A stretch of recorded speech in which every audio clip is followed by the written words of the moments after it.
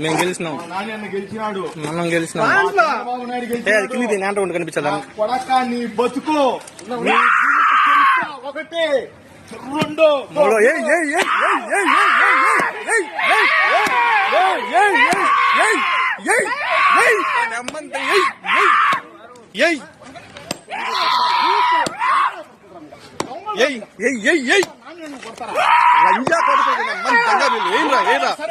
ఏంట్రా నమ్మందంగా ఏరా నమ్మందంగా ఏరా నమ్మందంగా ఏంట్రా